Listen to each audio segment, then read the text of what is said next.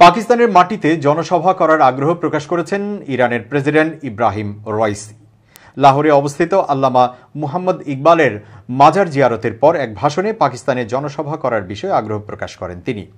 মঙ্গলবার এই খবর প্রকাশ করেছে অনলাইন জিও নিউজ। এতে বলা হয়েছে, 3 দিনের রাষ্ট্রীয় সফরে বর্তমানে লাহোরে অবস্থান করছেন ইরানের প্রেসিডেন্ট। সেখানে পাকিস্তানের জাতীয় কবি আল্লামা মুহাম্মদ ইকবালের কবর জিয়ারত শেষে রাইসি বলেছেন, সম্ভব নয় জেনেও আমি পাকিস্তানে জনসভা করতে আগ্রহী। এ সময় তিনি তেহরানের সঙ্গে পাকিস্তানের জনগণের সখ্যতার কথাও উল্লেখ করেন। রাইসি আরও বলেন, পাকিস্তান এবং ইরান সবসময়ই এক সুতোয় গাঁথা দুটি প্রাণের মতো। পাকিস্তানের জনগণের সঙ্গে ইরানের একটি বিশেষ বন্ধুত্বপূর্ণ সম্পর্ক রয়েছে। ইসরায়েলের বিরুদ্ধে গাজায় ফিলিস্তিনিরা সফল বলেও মন্তব্য করেন তিনি। বলেন, গাজায় ফিলিস্তিনিদের ওপর নৃশংসতার বিরুদ্ধে দক্ষিণ এশিয়ার যেসব দেশ একতা প্রকাশ করেছে, আমি তাদের ধন্যবাদ জানাতে চাই। আমি মনে করি ইসরায়েলের বিরুদ্ধে ফিলিস্তিনিরা সফলতা পেয়েছে।